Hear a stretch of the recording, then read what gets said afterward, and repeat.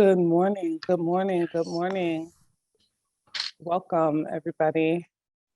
Very excited to see so many faces and so many folks here with us this morning as we start something we began last year, the Racial Equity and Social Impact Panels that's helping us all as a community explore various topics, various issues facing our community today through the lenses of various individuals based on race. Can everybody that's on the call please mute? There's someone that is not muted. Okay, and we have voices in the background. right now. All right, Jeff. Thank you, guys. Thanks. Bye. I can't tell who that is. But yes, if everybody could please take a moment and mute, then we're gonna go ahead and get things started. My name is Dr. Johanna Rogers. I'm Vice President for Racial Equity and Social Impact. I'm here with a number of my colleagues from Center State CEO today to help us usher in this conversation about inclusive workspaces in the Latino or the Latinx experience within those workplaces or businesses. We have an exciting panel lined up. Some of these faces hopefully are familiar to you. If they are not, then we are happy to introduce them to you today. Before we get there, however, I would like to thank our sponsors, Berkshire Bank. Someone couldn't be with us today for this panel session, but we wanted to recognize and honor and thank them for supporting the work we're doing here at Center State CEO, but also supporting this particular series as it's hopefully fostering more conversations, building connections, and engaging businesses and the broader community in conversations around diversity, equity, and inclusion. So thank you to Berkshire Bank. And if you see someone, please let them know you attended and got a lot out of the session, hopefully. As I said, my name is Dr. Johanna Rogers. Myself, Lizette Lewis is on the call. My colleague, we are part of the Racial Equity and Social Impact portfolio here at Center State. We're excited to be leading work. We'll share a little bit more about what it is that we do a little bit later on in the call as we get to the question and answer period. But we want you all to know that the portfolio is here to help foster conversations and create dialogues like we're hoping to have with you all today. When I and Lizette and our communications team talks about this topic, we felt there was a lot happening in our community, particularly obviously over the last 2 years with the pandemic and the intersections of how it was impacting various populations. So how is impacting women, how is impacting communities of color. And it got to a point where we started to question, well, what else is happening and going on within other communities?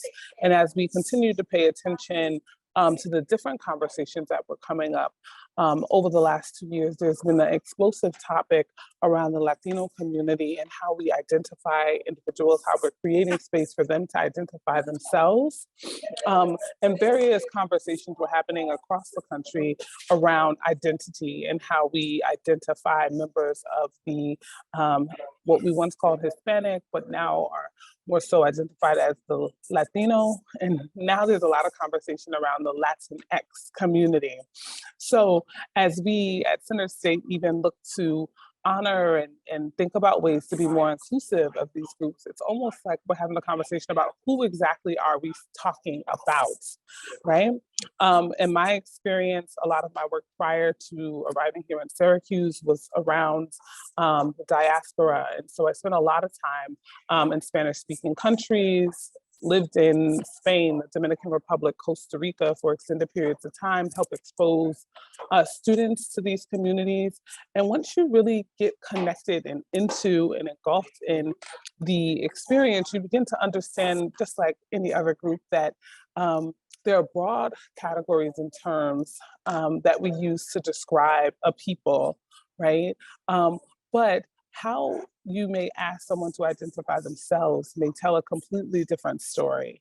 And so we thought it was important as we look to honor and celebrate and recognize the diversity that exists within our community here in Central New York. The Latino or Latinx community makes up a large majority of that. Yet often there isn't a spotlight talking about what that experience looks like here in Central New York specifically, but also in the business and workforce world. And so we decided to invite 3 dynamic individuals that are identify themselves as Latino or Hispanic, that are dynamic leaders in the community, but also successful professionals, some entrepreneurs, educators that exist in multiple spaces to talk about their experience and some critical topics.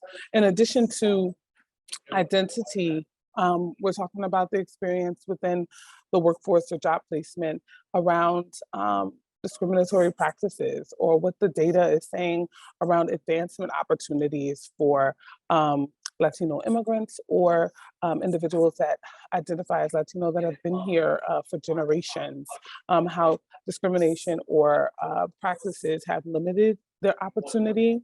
Research continues to find that African Americans and Latinos are less favorably evaluated, right, and have limited opportunities for advancement within their professional careers, right? And oftentimes they're denied these opportunities based on limited experiences or understanding from supervisors, right? The data from over 30 years ago spoke about it, and the resources today continue to make that same point. And so we put together this dynamic panel with B. Gonzalez, Hugo Acosta, and Diana to give us a little bit of their perspectives, their insight, their experiences, and in addition to that, ask them also how it is you're helping to address these issues. And hopefully something that they share with you all today will get you all thinking about how you can adopt or engage or implement a strategy that is going to hopefully positively impact the experiences of individuals of Hispanic or Latino, Latinx identity here in Central New York. So without further ado, I'm going to introduce to many who already probably know her, but B. Gonzalez, she's a longstanding resident of Syracuse, New York. She has more than 40 years in higher education experience and a distinguished record of public and community service.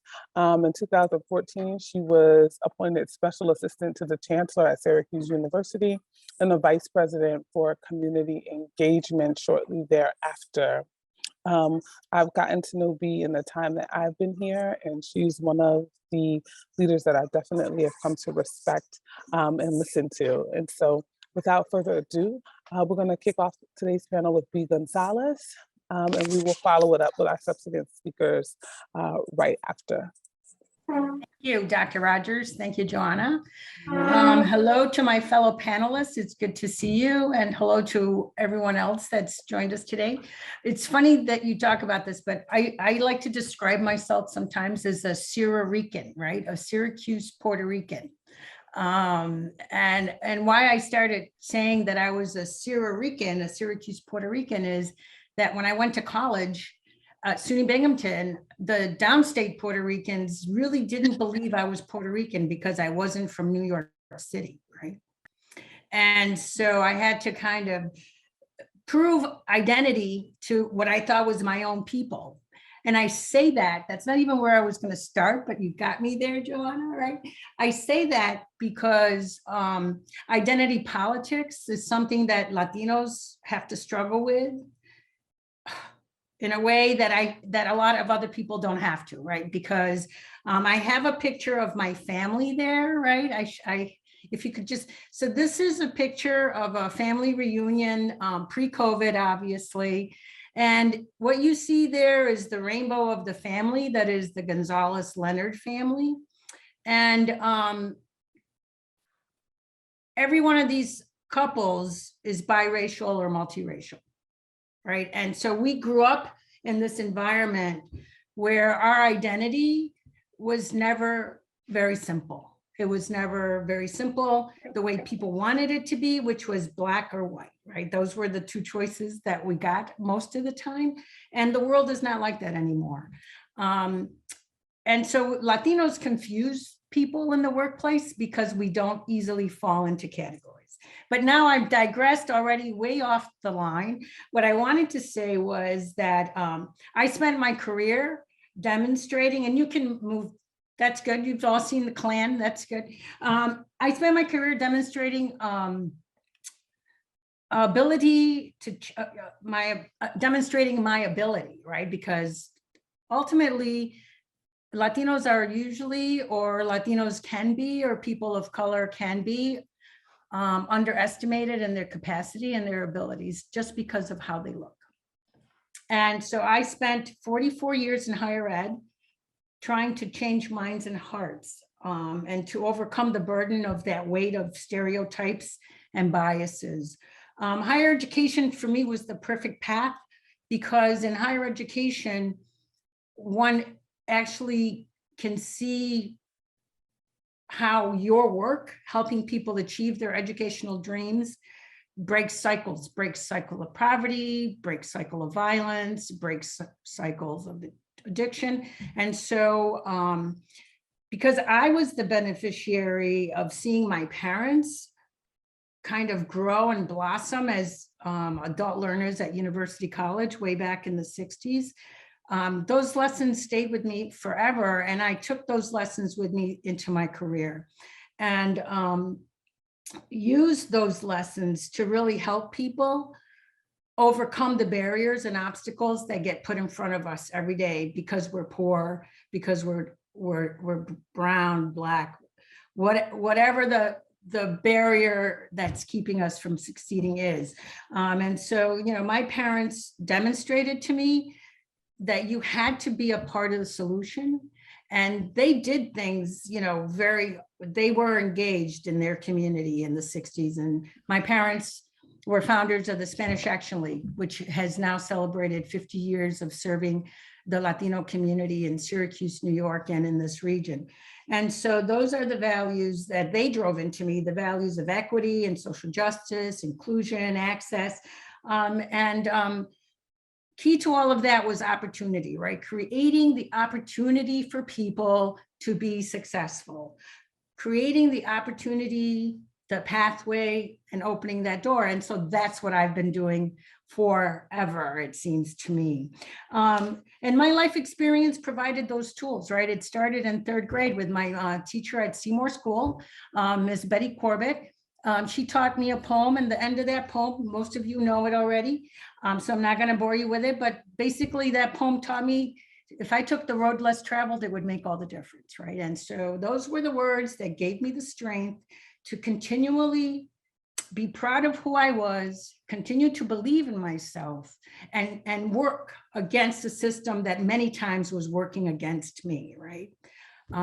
So with that said, I took advantage of every opportunity, upward bound programs, opportunity programs in college.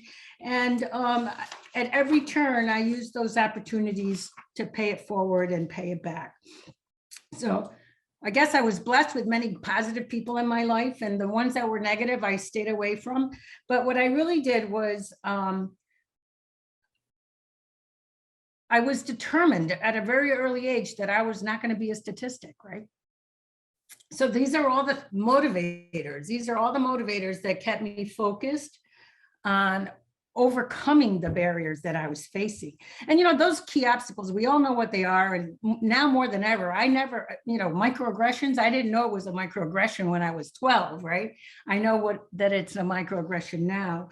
But I just thought people were unaware, right? They were uninformed, and I knew that some people were really mean and some people really didn't like me just because of how I looked. But I chose to believe that I could change hearts and minds, right? Through my behaviors, through my continuous effort at bringing people in, helping people understand. I learned in the workplace that I needed to invest in myself, right? I had some experiences in my work environment where I wanted to avail myself of workshops or conferences and things like that, and I was denied those opportunities. Why I was denied those opportunities, you know, they had reasons, but to me, the reasons weren't valid. So I decided to take it upon myself, right, to invest in myself, to make the sacrifice, and it was a sacrifice, I will tell you, to pay my own way, take my own time, but to invest in myself, right? And to build my network the way I wanted to build it, not to let people limit me by what they said I could or could not do. And that has made all the difference, right? And that which is a recurring theme in my life. I've always been very clear about who I am. My parents were very proud of their ethnic heritage. And because of the rainbow family that I come from, we all had different experiences. The lighter we were, the easier life was. And then there's no ifs, ands, or buts about that, right? And as siblings, we talked about that on a regular basis. So it's something that was, you know, not an uncomfortable conversation for us because we were living it every day. And so to that end, you know, this confusion about Hispanic, Latino, Latinx, this is an ongoing dialogue, right? It's been going on forever. But even for me, it was even more complicated or kind of silly. People would always ask me if I was an American citizen. They would say, I would say I was from Puerto Rico, and they would say, oh, are you an American citizen? And I'd say, yes, since 1917 and the Jones Act, right? So I would give a little history lesson. To just kind of let people know who I was and where I came from. Once I learned that the concept of race was not a scientific concept, right? That's really a social construct. The concept of race is a social construct. I stopped answering the race question on any form I ever got, right? And so when you ask me my race on a form, I'm going to write human. And I've been tracking that trend, right, over the last 30 years. And if you look at the United States Census reports, almost a third of Americans that respond to the census, or a third of census responders, will not answer the race question, right? They will put something else. And about 3% of us put human. So to me, that's really important, because I'm all about ethnic pride, but this issue of race to me is the one construct that I want to really, really impact and change, because I think that it's the issue of race that creates these barriers and systems that are not equitable. My career has been all about, so what do I do? How did I manage, right? How did I manage the career ladder at SU? By volunteering, by being a part of, by engaging, by being willing to, right? By taking on special assignments, by just showing my commitment to the community, to the institution. And I think over time, it paid off, but it's a long game, right? That is a long game. It's not a short game. And ultimately, my success is based on my willingness to serve others versus serving myself, right? And in that service to others, my success came. So my last years at SU, I was able to launch the Buy Local effort, which really was about buying local, hiring local, and working with construction companies to bring people of color into the trades. And we really made some strides with that there. In my retirement, I'm doing board work. I'm on the board of the Central New York Community Foundation. I'm on the New York State Power Authority board, and I'm on the New York State Mortgage Authority board. And I just started on parks, because I got to be busy. I got to be a busy person. I will tell you that I really enjoy the fact that people now seek out my advice, right? And ask for me to help them be better at their efforts of inclusion and equity. So I'll stop there, Joanna, and hopefully it gets people thinking and get some good questions later. Thank you, Bee. There were some powerful nuggets in there, taking the road less traveled, determining and being motivated by the desire to not become a statistic. And I think the other point that struck me was about creating opportunities for yourself when others were denying access to them on your behalf. I think those are really, really powerful ones, and hopefully folks have jotted down some notes. I've asked folks in the chat, if you're here with us, to turn on your cameras as we engage in the conversation. Next up, we have a business leader, another change maker, and dedicated leader in our community, Hugo Acosta. He's the founder and owner of CNY Latino Media. He's a native of Venezuela. He's the founder and CEO of the media company that and publisher of the only Hispanic-oriented newspaper in all of Central New York. A producer of the weekly Spanish radio show. He has a long history of being an outstanding entrepreneur after the successful selling of a computer business.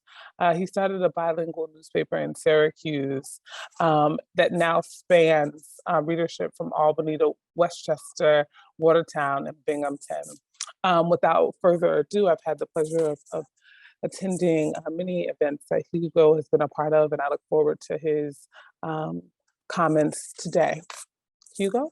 If anybody's expecting me to go half long of what B. Gonzalez did, you're dreaming. You're not gonna be able to, match that. I gotta remember that for future events. If B. Gonzalez is gonna be before me. But she threw a couple of issues that are very common in what we the Latinos go through, and I believe also minorities in general.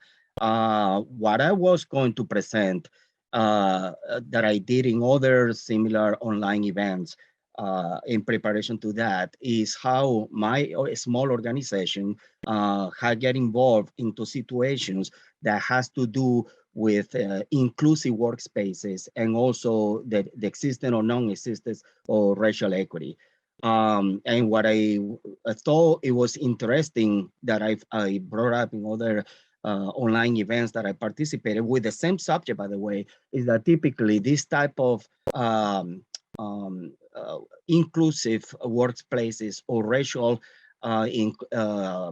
equity usually is pointed on the part where minorities, and in this particular topic, Latinos, somehow don't feel that they are inclusive in a workspace. They are not welcome, they are differentiated, and they don't go along with what the other ethnics and not ethnics groups might be going in the workplace. And the interesting part that I found out in my particular company is that for us as a media company, it might not be what I call a good sample of what I think it is the typical or traditional non-inclusive, or should I say exclusive workspace or workplace. But even if it was something like that, and I noticed this in other Hispanic organizations, it was in the reverse way. So let me explain what I mean with that. In all the ups and downs we had in 18 years, that's right, we're going to be 18 years in February, there was a time when we had 7 employees, and only one of them was a non-ethnic individual. One of them was not Latino. In preparing for this event, I contacted her. She lives in Dallas now, and I asked her about the possibility for her to feel exclusive or not included with us or among us in our offices when we used to have an office in the west side of Syracuse. And she insisted that she never felt not included or rejected or even uncomfortable. She indicated that these type of possible issues might not arise or even be noticeable in a small office environment like ours was. And it is smaller now because of COVID. We reduced all the way down to only 3 employees. But then she also brought up that there must be, it could have been an incompatibility issues. It was because she was simply the different one, if we wanted to call it like that, among us. Not necessarily as a bad thing, but as a distinctive thing to keep in mind. And she kept saying that she was keeping that in mind for the short duration of her employee because we all were Latinos. Most of us were talking in Spanish. Oh, by the way, she was from America, from Dallas, I believe. That's what she's right now. And she speaks 4 languages. So the language wasn't a barrier. It was simply the racist part of it, or the fact that she was what we call white and the rest of us were Latino. So to me, that was a reverse traditional situation, what is happening with us Latinos when we're working in other organizations. I bring this up to this presentation because I found it interesting how this particular scenario reflects what is usually seen here in America. But again, what I call from a reverse manner. I am sure if it is expected to discuss here how members of our Latino culture could have felt not included or welcome in some office environments, but I know it has happened often. We happen to know Latino employees and or Hispanic workers that have or still are working in places that lacks inclusion or awareness of their skills and their capabilities. But I thought it would be interesting if I bring in the discussion what I felt in my organization could have happened and could have developed into something negative as a work area. I'm not going to, ramify or give a description of the different possible obstacles that I probably had to go through being Latino. It's the same story for many of us, but I wanted to bring something that I think is important for many members of our culture, and it's not to use that as a card for climb the successful position that we wanted to be. Not to use that as an impediment, not to use that as an excuse. I adore my people. I adore the efforts that many of us are doing in this country. I do understand there are discrimination. I do understand there might be not inclusion in workplaces and stuff like that. But I believe strongly that we should use that when it really exists. Let's not now also take in consideration that might not happen in the different areas. But when it really exists, let's use that as a challenge. Let's use that as a trying harder. Let's use that as a more impetus to succeed, and then become, I want to say, somebody, a leader, successful, especially representing our culture, especially representing the Latino family that person might be, bringing the money to here in America. Those are just small things that I noticed in other similar events I was invited to talk that I believe is important to bring it up, not necessarily from the outside the Latino community, but also within us, the Latino community, to make sure that we are very careful not to use these different issues that many of us are probably experiencing and being unfair as a leverage of obtaining a successful reach that we can obtain by being educated, by playing the game, following the rules, and by understanding that things can be fair if you know how to play the game. And I'm gonna leave it like that. I mean, I can go on and on, but I'm gonna leave it like that to see how this develops into a conversation. Thank you, Hugo. Leverage the playing field. Leverage the playing field. Those are excellent points. I'm going to quickly move to Diana, who is here with us. She's doing fantastic work in the community. She was born and raised in Ecuador. She's an award-winning and licensed New York State architect. She's a certified minority woman-owned enterprise. And she recently had an opening of her firm, Ken Architect Studios, in the Holly Green district of Syracuse. And her design studio focuses on residential, light commercial, and community projects with an emphasis on diversity, equity, and sustainability. So I think Hugo's points is talking about office culture and how his employees are fostering a space that is inclusive of people, whether they have identify as Latino or not. And so now we're going to hear a little bit from Diana about her experience and how she's infusing diversity, equity, and sustainability based on her experience into her work as someone designing spaces across New York State. Diana. Hello, everyone. Thank you so much, Hugo and Bea, for that great presentation. Yeah, I also sympathize a lot with the talks about issues of being a Latino and an immigrant in this country. So like Dr. Rogers mentioned, my name is Diana Deramillo, and I'm an architect here in Central New York. I'm originally from Ecuador. I am probably the youngest rising leader here in the community, so my perspective is a little bit different, but it's interesting to see how it's also very similar. I would like to talk about the perspective from my point of view is, essentially being a young immigrant, being educated here in Syracuse, becoming an architect, and then opening my own firm. Kin Studio was opened about in 2017, and at the time, I really thought things could be done in a different way for architecture here in Central New York.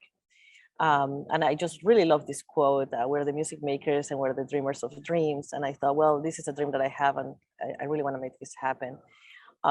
So Kin Studio opened as a small studio to serve the Central New York community and beyond New York State. And since we have grown year after year, like Dr. Rogers just mentioned, we just opened our office in the Holly Green district. So we're very much embedded in the community and very much invested in it, and particular with the issues of diversity and inclusion within this industry.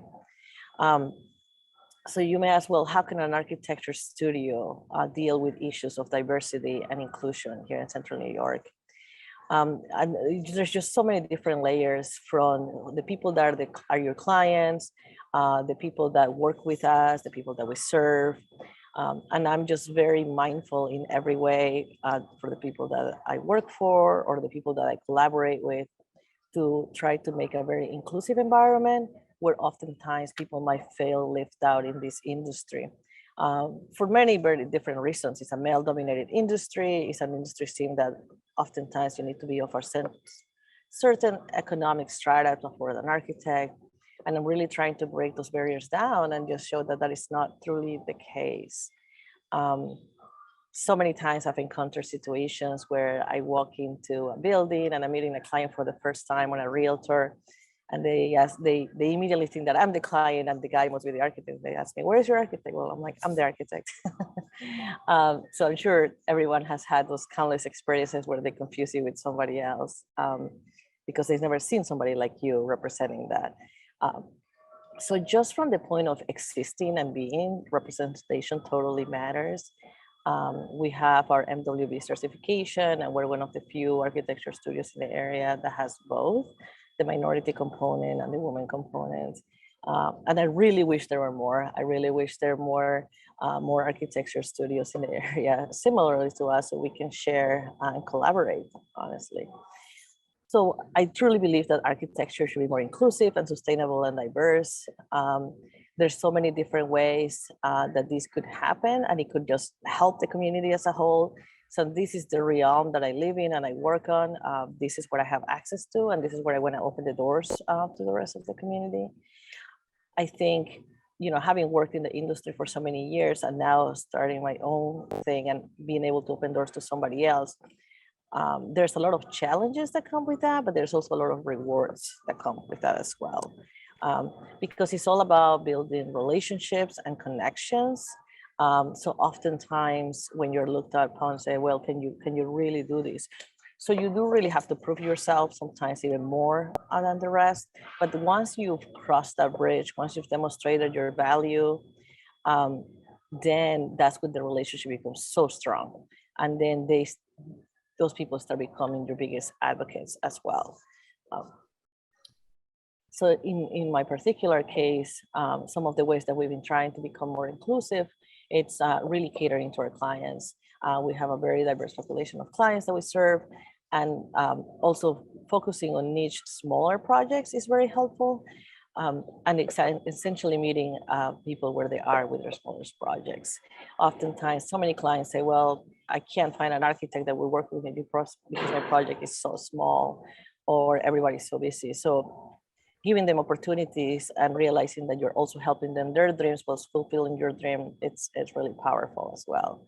So over the years, we've done several small projects in the area within Central New York, restaurants, additions.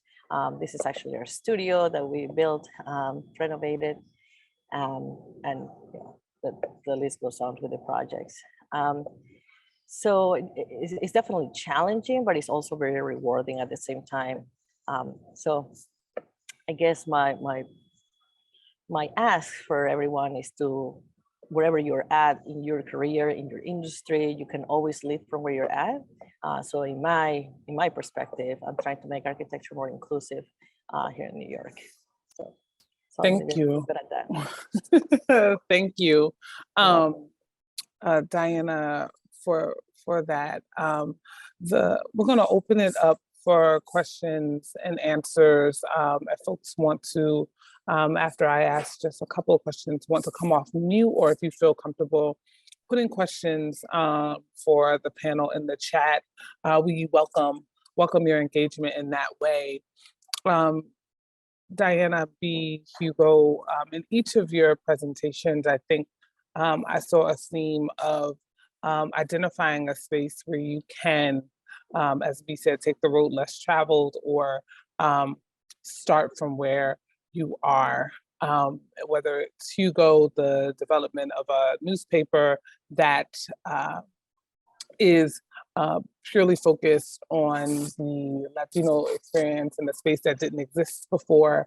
Diana, using your experience and your passion for diversity, equity, and inclusion and sustainability to focus your firm on having smaller projects, to be choosing to lead and serve publicly and creating programs that are focused on folks that you know have historically been left out of opportunities. I think makes a really, really powerful, creates a really powerful picture and highlights, you know, how for people of Latino descent are making strides in creating spaces in this community. My question for each of you to just spend a little time on is, what is next? What do you see as we begin to have this conversation is maybe an issue or an area or a population that you think the folks on this call, business leaders, professionals, employees, leaders in various industries, could potentially take back to their organizations and say, hey, we should spend some time and think about some critical approaches to a specific issue facing the Latino communities in here in Central New York? I can go first just really quickly. I would say, you know, in the workplace, I would say to give people opportunities. You know, I think sometimes people giving the benefit of the doubt, you'll be surprised if people are really passionate about something, really care about the work that they're doing. Sometimes the switch of a pen can be so powerful for somebody else. Especially if you're in a position of like leadership in the workplace, of a supervisor. It's incredible how can you really change people's life by giving them just the opportunity to step up and lead. So I would, the theme that I used at University College is screening people in, right? When you meet someone, you're meeting them to screen them into your organization, not to screen them out. And use that philosophy as a way of really building diversity into your team. And then opportunity is the key to everything, right? The experience and the opportunity to the experience of something different and broadening in terms of your own perspective, and the experience of just doing. So, but for me, it's screening people in, not screening people out. So give them the opportunity, screen them in instead of screen them out. Love it, love it, love it. Hugo. In my particular case, it's pretty similar to what Big Gonzalez just said.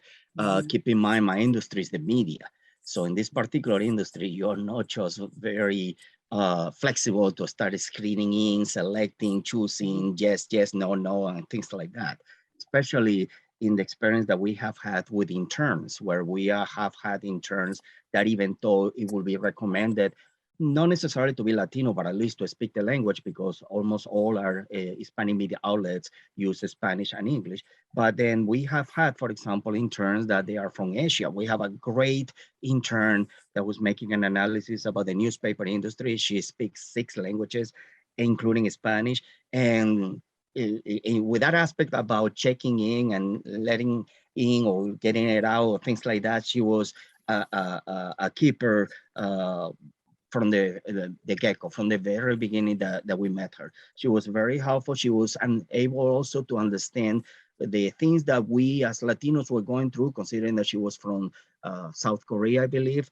And she was very smart to differentiate all the different aspects that different cultures goes through when you are working in things that have to do with the media, especially when you have to do some kind of reporting, some kind of journalism project, some kind of articles and stuff like that, because obviously you gotta be impartial or partial, depending on the situation. You have to be taking the facts and follow the truth and follow the realistic things that the situation comes. So that's the kind of stuff that in our industry, it comes automatically. Even if you want to, you cannot, impose it.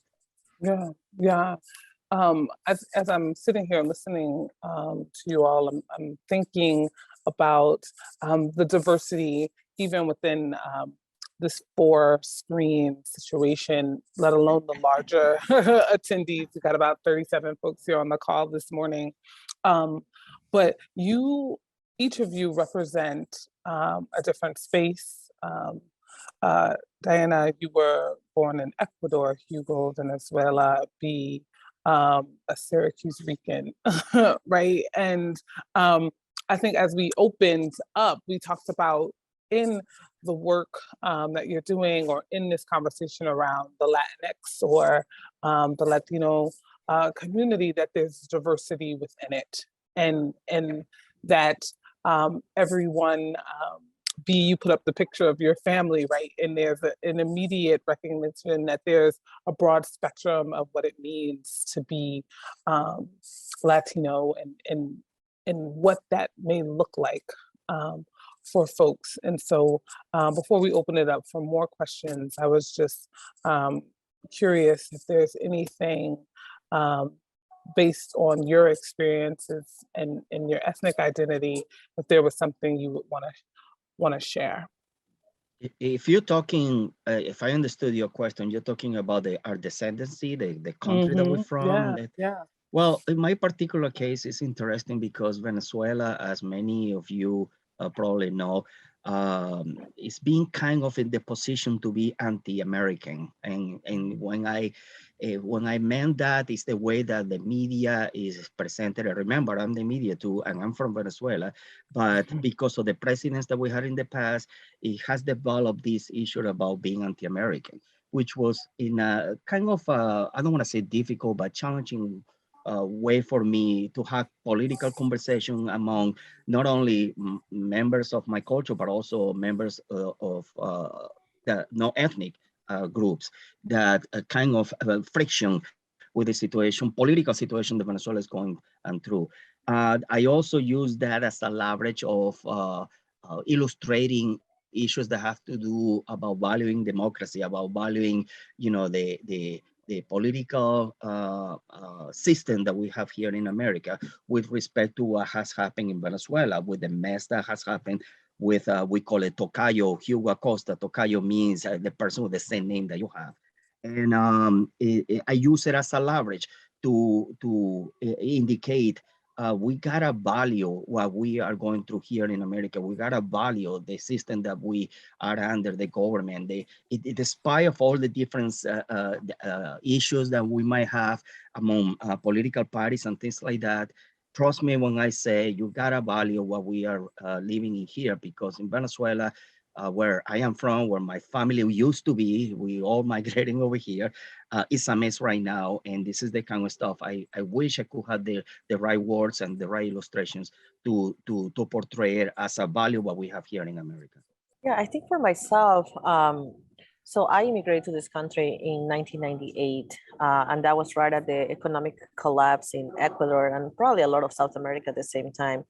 It just coincidentally happening. It was at the same time that my mother came to do her master's at SUNY SF.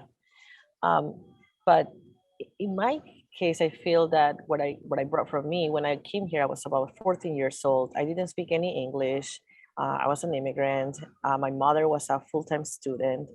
It was very difficult. It was a very, very difficult time in our lives, but it was also very, very special because we were part of the university culture. But very early on, I realized that I had to work extremely hard if I wanted to go to college, and I had to work extremely hard to then get a job. And, you know, it was always like this idea of like, I know they are referred to as like not being a statistic. I didn't really know the statistics here, but I just knew that the way that I was raised in Ecuador, everybody goes to college. You know, in Ecuador, it's not an option. We have free public education or very, very low cost. Everybody goes to college. Education is the norm in a way. So when I came here and I realized that college was an option in the essence because it's so expensive or so hard to get into or whatever it might be, I realized that there was like a different mentality and shift towards that. And also the price just seemed so unattainable at the time when, you know, my mom being a single mom was a full-time student. So for me, it became more like this notion of like, I am an immigrant, I'm young, and I need to work really hard so I can get scholarships. And that's the only way, right? So that's kind of like what just came with me from Ecuador and has just stuck ever since. And now you just can't stop working. Yeah, yeah, yeah. So for Puerto Ricans have this duality, right? About being an American citizen, but being Puerto Rican nationals at the same time, right? And how we approach life with that duality.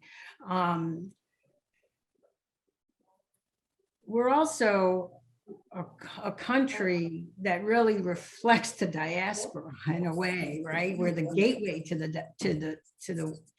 this part of the hemisphere, to this hemisphere. And so, you know, we grew up in a multi-ethnic society.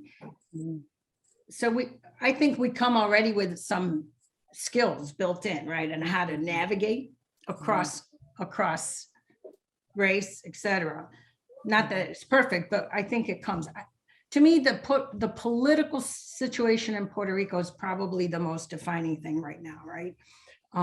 Statehood versus continued status as Commonwealth or independence from Puerto Rico.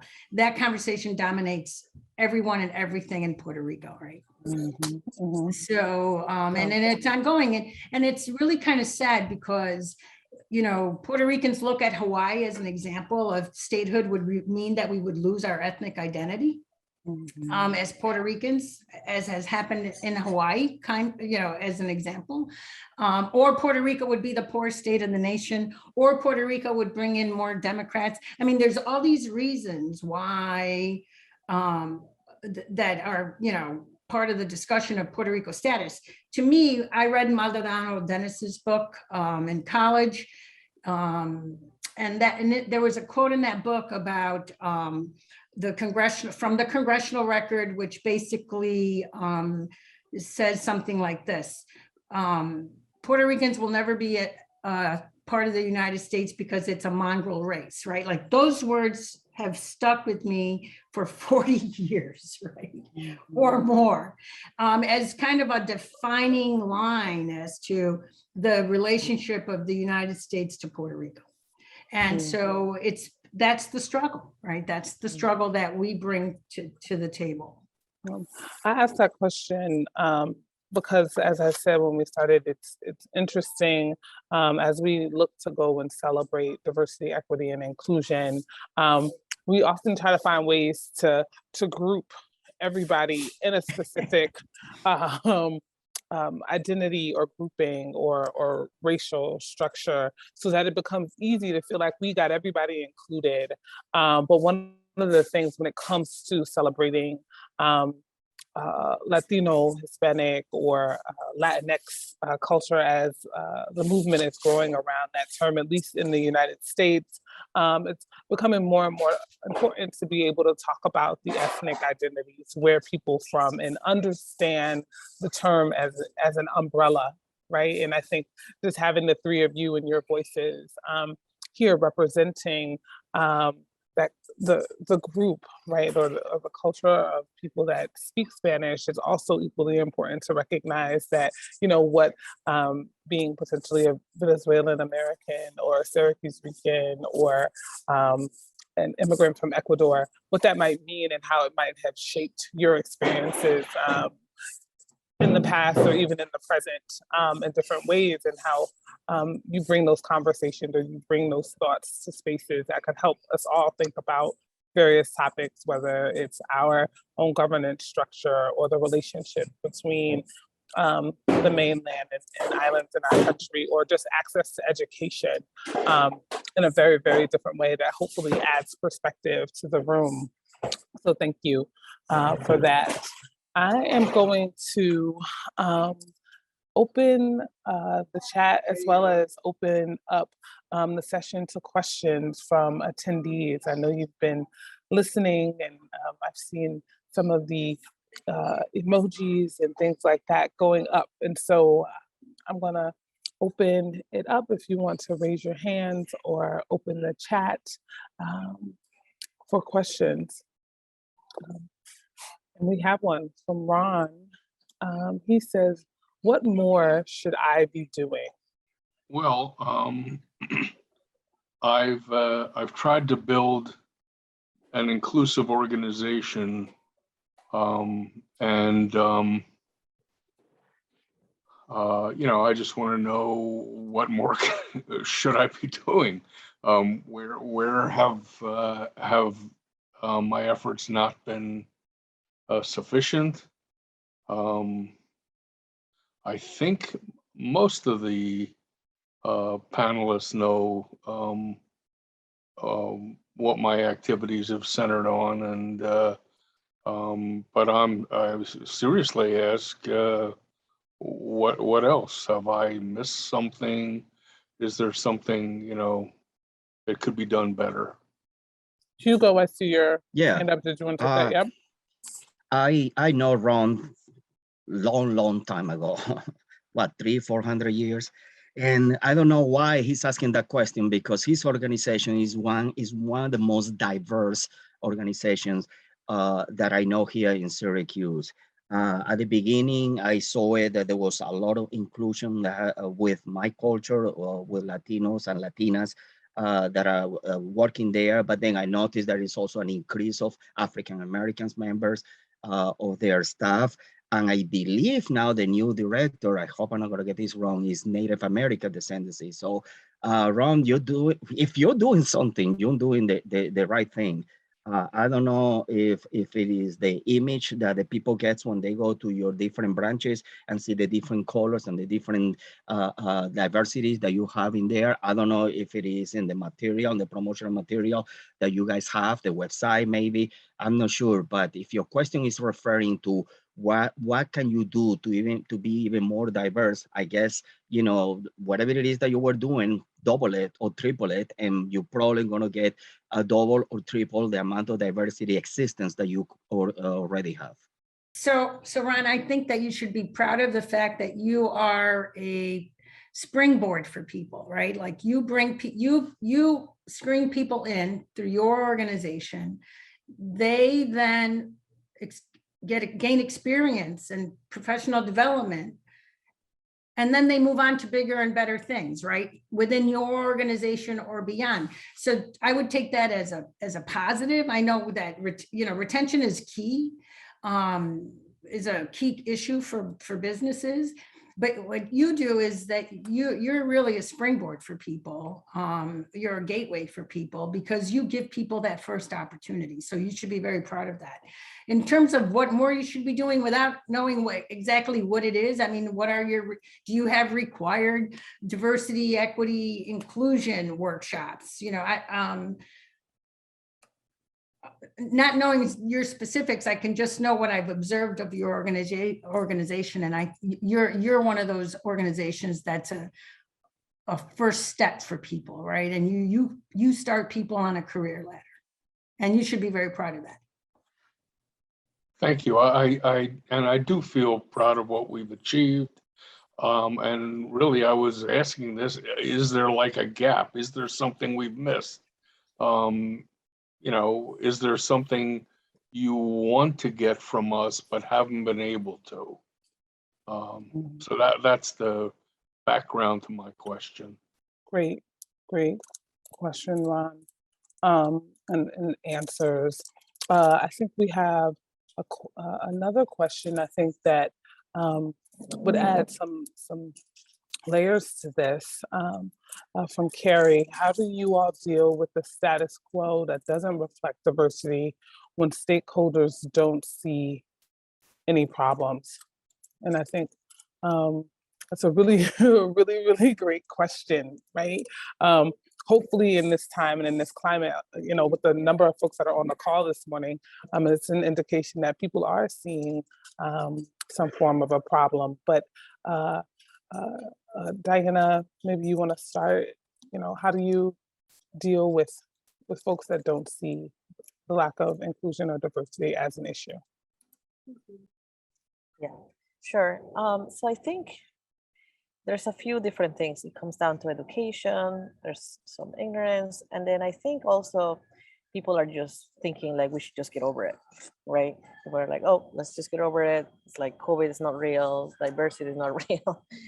It's not true. It's not true. You know, we can talk about even just within women, you know, like the intersection of like feminism, like, okay, we know that women are discriminated, but we know that discrimination is not equal amongst all races of women, right?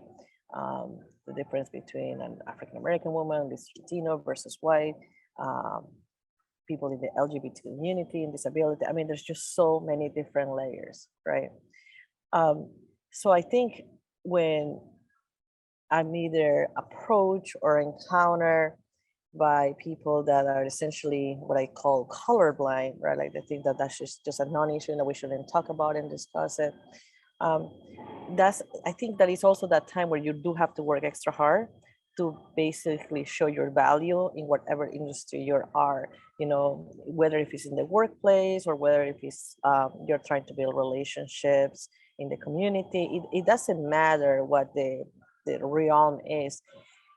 And it's unfortunate because you almost have to be like very professional at first. And I've encountered this a lot where I have somebody that, you know, that gives me this vibe, right? Or makes certain comments that are just not appropriate.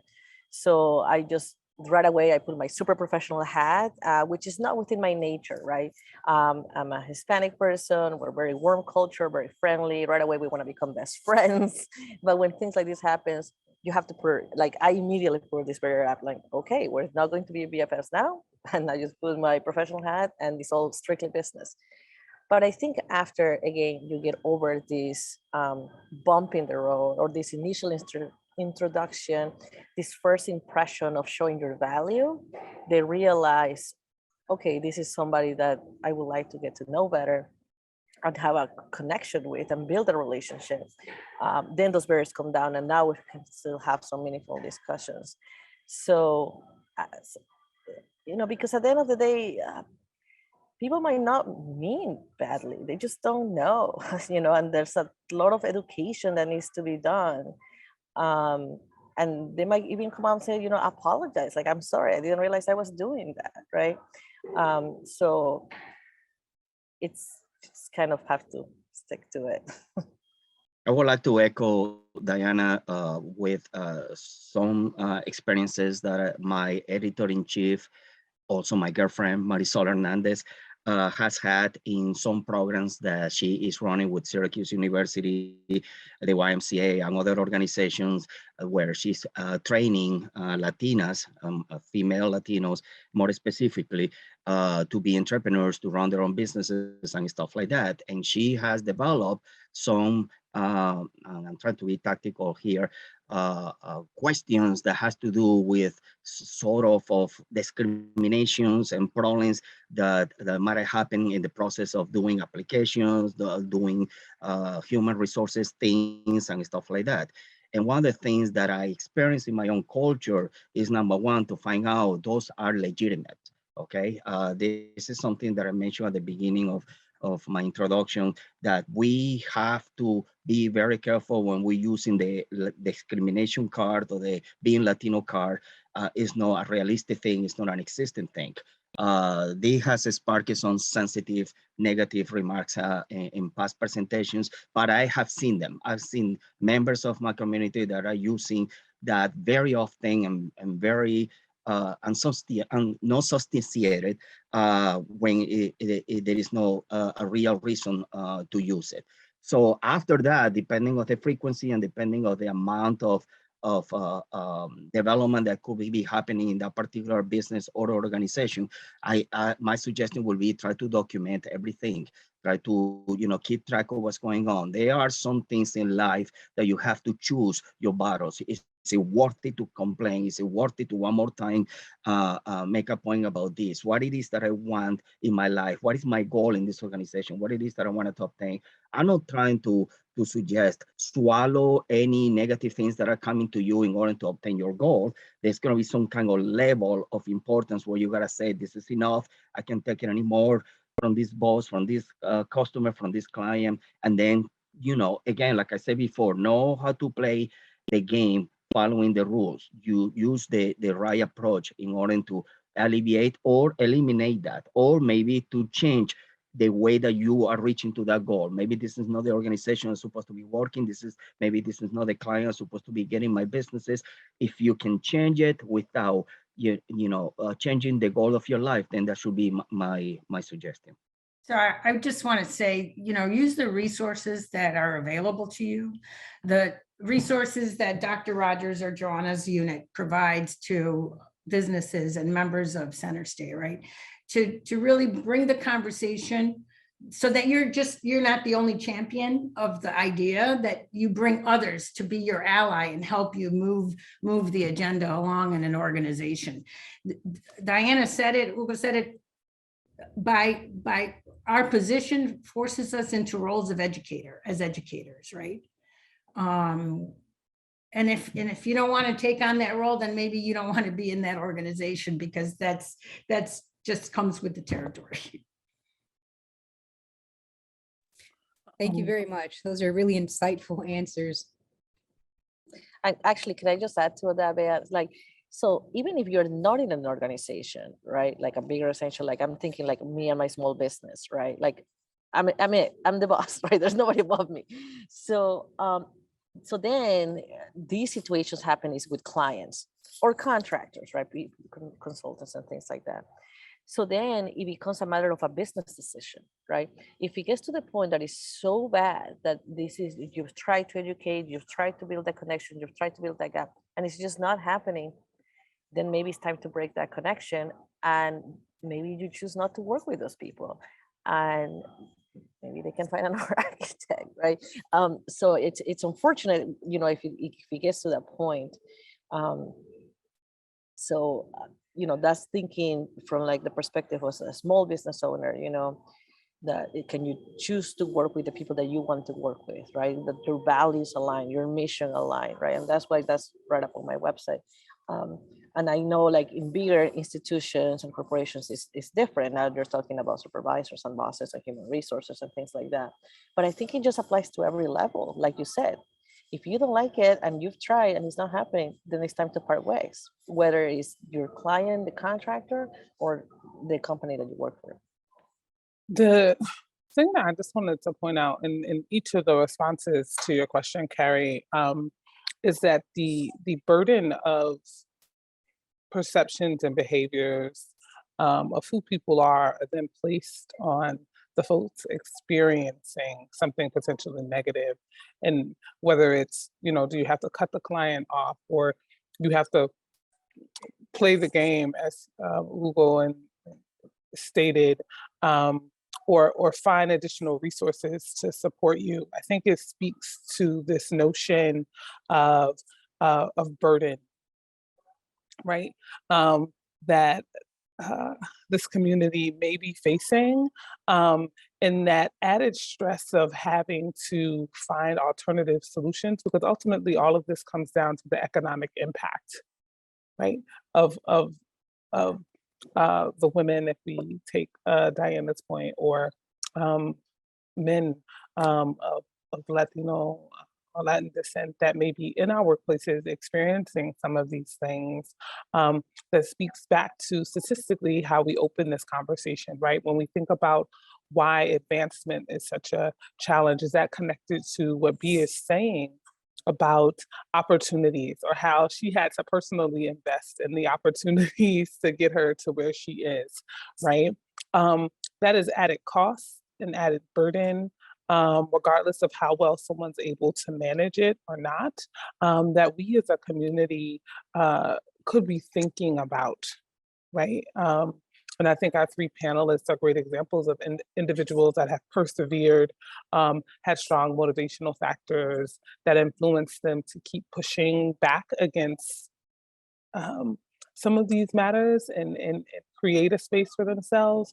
But I think that important to acknowledge that what they're talking about is, yes, we had to push back, we had to create a counter space, we had to find alternative means to do the things that we are passionate about. And I think for those that are here today, I know that for me, that's a strong sort of kind of takeaway.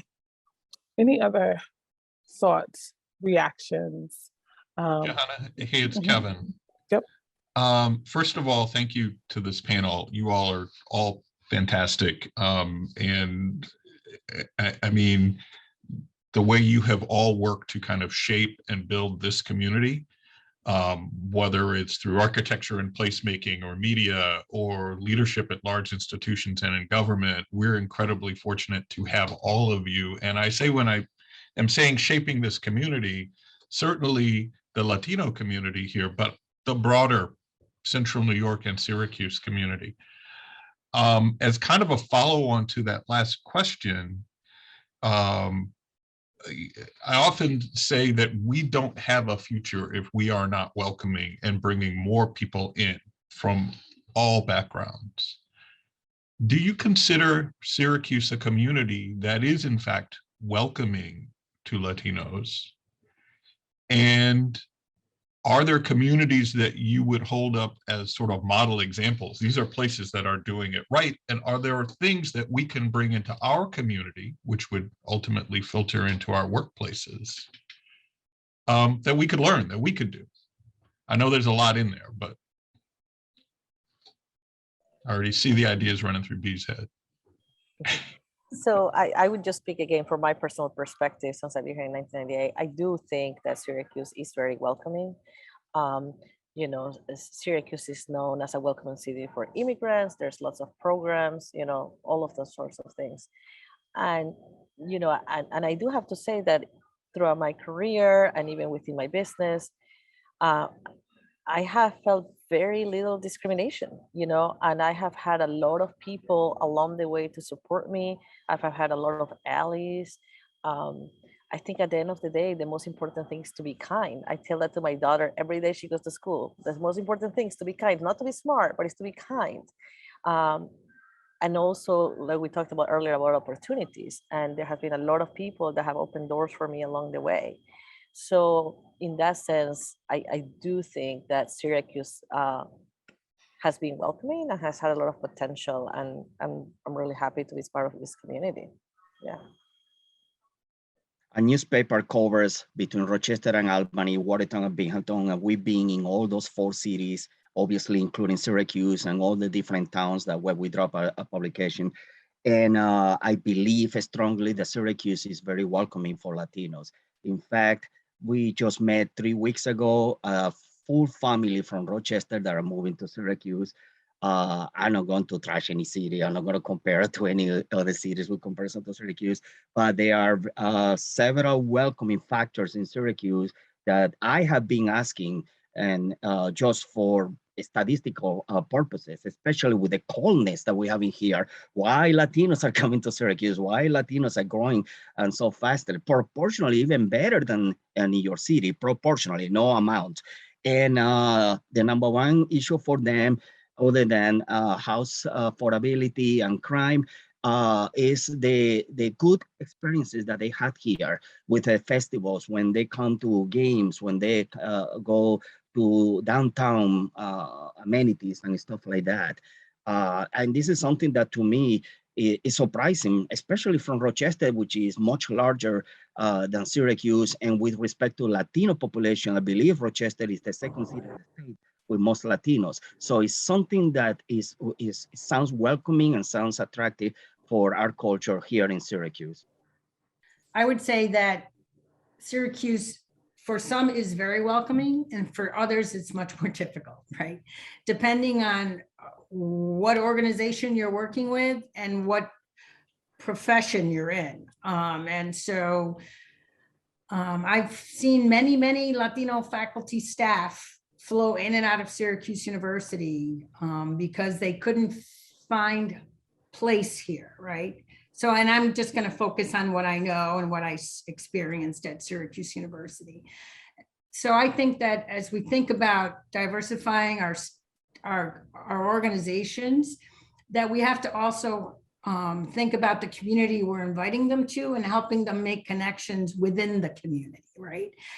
Because if you don't know your way around town, it can be isolating because, you know, we think we're a city, but we're not. We're a town, and we can be very isolating. So I think it's welcoming people in and exposing them to this community in a way that they feel that they can be a part of it. When we don't do that, we lose terribly. Are there places that you think do that especially well, and what can we learn or do from as a result of that? I think, I don't know about other places, Kevin. I know that what I tried to do, or what I think might help, is to better understand our own networks, right? Like if you're hiring people, expose them to the community that they represent, that they come from, if you can, right?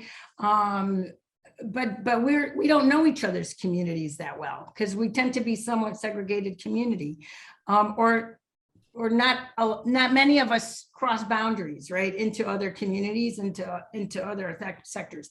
I mean, you know, for me, I'm an arts person, so I always try to introduce people to our arts community, right? But there's no centralized way to do that here. You have to take them to the Red House. You have to take them to stage. You have to take them to symphony. We don't have like a culture pass, for example, right?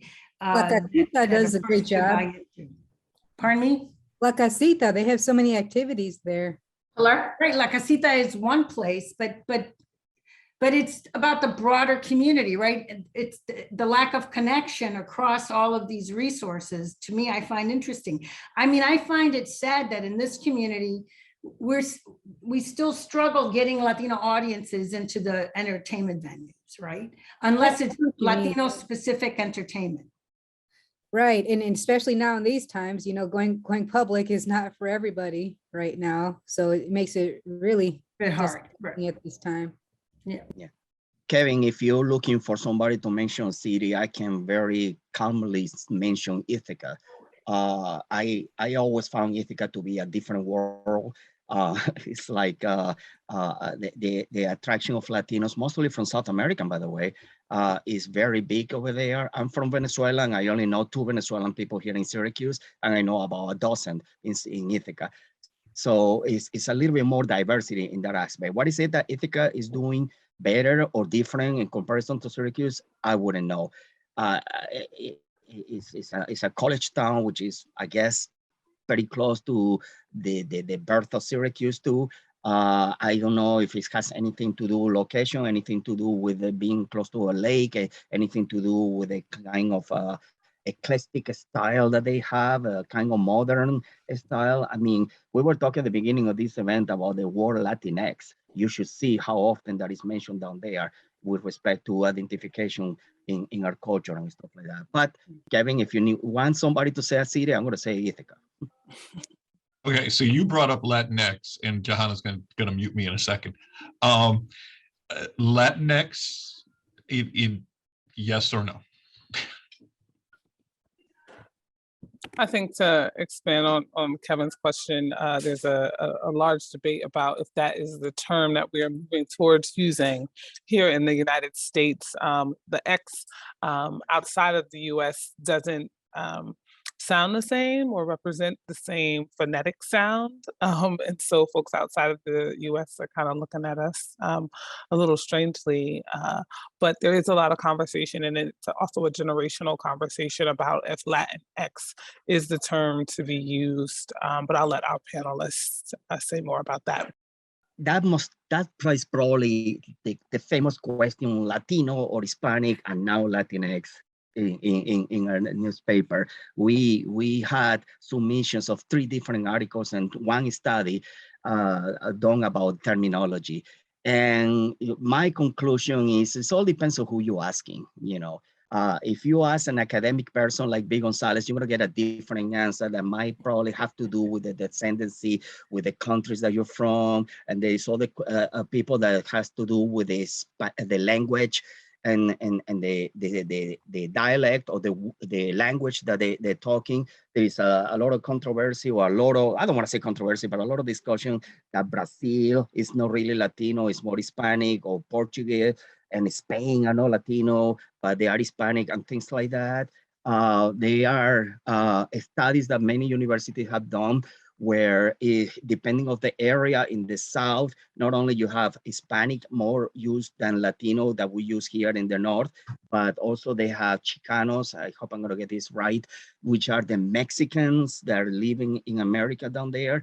And the Latinx, from what I asked from students, especially, you know, non-ethnic students, I believe it was some kind of generated coming from the millennials, from the new generation, the new joint social media type of status, so the new technology type of terminology.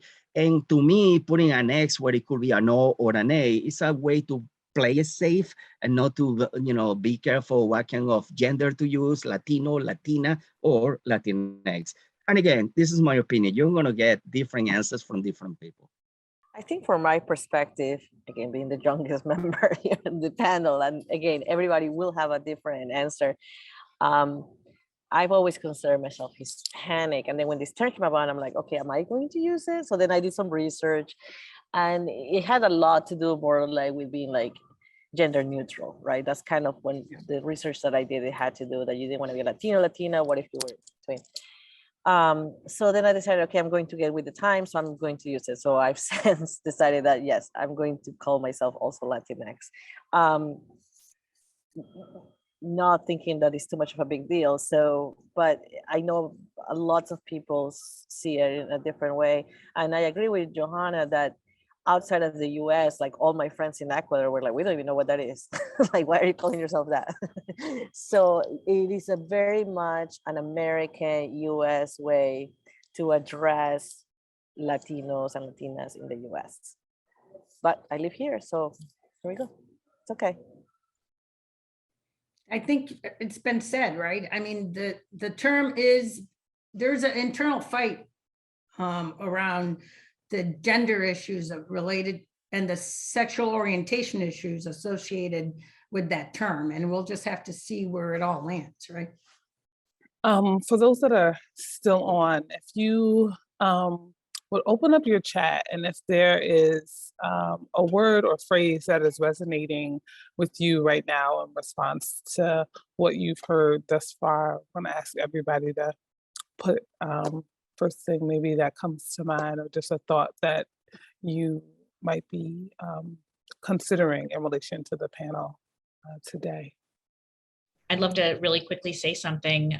Sure, Sarah. My name is Sarah Johnson, and I'm really, this is very insightful, so enlightening for me. My organization is now stepping into the international world, becoming more global, and we've hired on about 20 employees that are based out of Miami, but have such a, just a wide range of cultural backgrounds, Venezuelan, Ecuadorian, Cuban, Puerto Rican, we have Chilean, and this has been such an amazing experience for our organization. And, you know, when they come here, you know, to visit us in Syracuse, it's tough for us because, you know, we go there, we're in Miami, and where we're surrounded by numerous cultures, and we get to consume ourselves in there. And so this is so important for me to know that when they come here and, you know, they want to do things in our community, it's just, we have so many outlets for them. So it's really wonderful. I never realized how much cultural infusion was in this area. It's super inspiring. They are very, very, how do I put this? I've never met people so accomplished at such a young age, because they are so mission driven on how they want to represent themselves and their culture. It's extremely different for our industry. Typically, people just organically grow. In their world, it is an absolute accomplishment that for them to get to a certain space. So I have 28-year-olds who are just absolutely driven to be a part of this organization and to aspire here. You don't see that very often, and it's making a major waves, good waves, really, really passionate waves in my organization to embrace them. But so thank you for this. I hope I can reach out to any of you at some point when I need guidance for them to make sure that all of them feel like they're a part of the Syracuse community. Yeah, I would just say the thing that sort of resonates to me is just the word respect for people's individuality. I mean, I think, you know, here we are having a conversation about the Hispanic experience, and we've had conversations about really wildly different experiences, and how both how challenging that can be to navigate, but also how simple it is at the end of the day is to look across the table at the person you're interacting with and understand that they have their own individuality, and meeting them where they are, I think is a critical part to successful human business professional interactions. So that's what resonates with me. And I really just want to thank our three panelists. Absolutely. And then more words of thanks and appreciation in the chat, Hugo and Diana. As we bring the session to a close, I want to again thank our panelists for their time, their insight, their sharing. It's not often easy to get up and share pieces of your story. I would encourage those that are here to continue to engage in dialogue. You know, these are three perspectives, very, very highly respected ones on coming from our side of the table, but continue to create spaces. I think Carrie asked that question, where else can we go in this community? What should we be doing? Ron asked.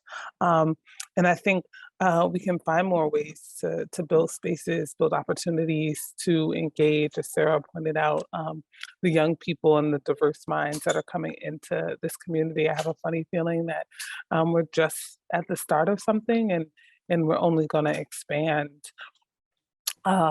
Before we close out, if you haven't already, please visit our website. There's more resources there. If you haven't signed up for our equity challenge, please do so. We'll be doing more with participants in that challenge in the coming year. We also have on the site a list of the RESI, racial equity and social impact services that we provide. And so if you're looking for more support or conversations or some ways to develop engagement or strategies, we are here to support you and other members.